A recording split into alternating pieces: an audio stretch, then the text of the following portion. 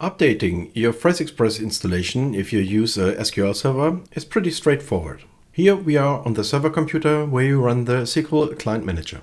Close the previous version and just double-click the downloaded installation file of the new version. And proceed with the on-screen instructions. On this computer we already have an SQL server installed, so we uncheck this. And now we launch the new Client Manager. It has been installed over the old Client Manager. On database connection, it checks the database status and notifies you that a database structure upgrade is required. Please note that this is not reversible. With a click on yes, the database structure is being updated and it becomes incompatible with the old client versions.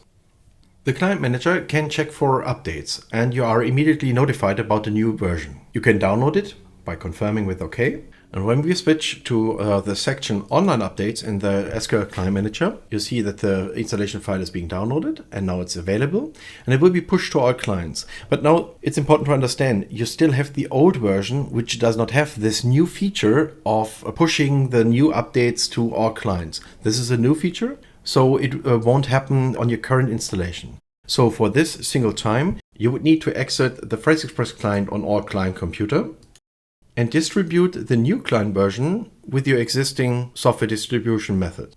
Here we use the downloaded client installation file and install the new version. This is also pretty straightforward. It installs over the existing version and keeps all settings.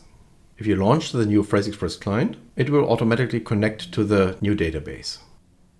There we go. Then you can continue to work with PhraseExpress. That's it. By the way, future versions of the PhraseExpress client can be automatically installed without any interaction. We have a separate video covering that.